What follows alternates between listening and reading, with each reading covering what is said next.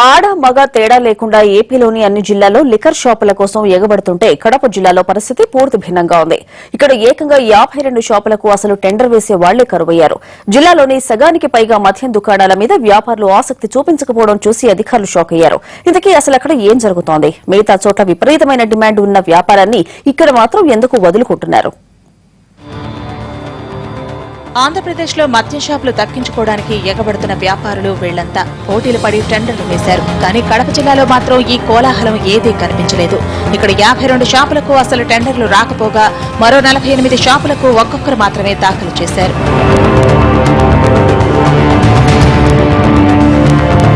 కడప జిల్లాలో 269 మద్యం షాపుల కోసం ఎక్సైజ్ శాఖ నోటిఫికేషన్ విడుదల చేసింది. ఇందులో 27 దుకాణాలను ప్రభుత్వమే నిర్వహిస్తోంది. మిగిలిన 190 షాపుల్లో 90 చోట్ల మాత్రమే పోటీ ఉంది. ఇక ఎక్కడా వ్యాపారం చేయడానికి ఎవరూ ఆసక్తి చూపించడం లేదు.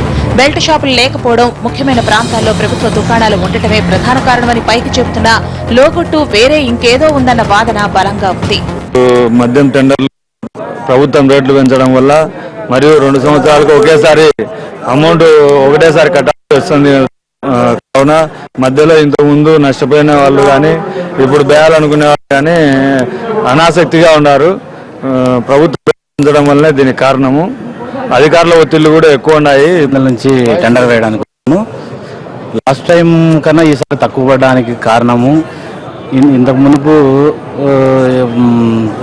గవర్నమెంట్ షాపులు లేకుండా ఉన్నందువల్ల కొద్దిగా ముందుకు వచ్చారు. ఈ దఫ గవర్నమెంట్ బాగా జరిగే షాపులు మాత్రమే గవర్నమెంట్ తీసుకొని ఈ దఫ గవర్నమెంట్ షాపులను వాళ్ళు ఎక్కువగా చేశారు కాబట్టి అందరూ ముందుకు రావడం లేదు.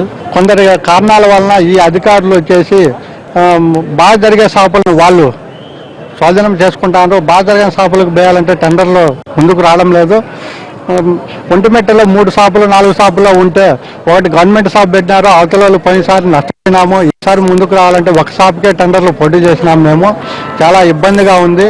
ఇంత ఎడారి వాతావరణంలోనూ కడప సిటీలోని ఒక్క షాపు కోసం 74 టెండర్లు దాఖలయ్యాయి. అంతకు మించి పెద్ద సంచలనాలేవీ లేవు. టెండర్లు రాని షాపుల కోసం మరోసారి నోటిఫికేషన్ విడుదల చేసే ప్రయత్నాల్లో ఉన్నారు అధికారులు.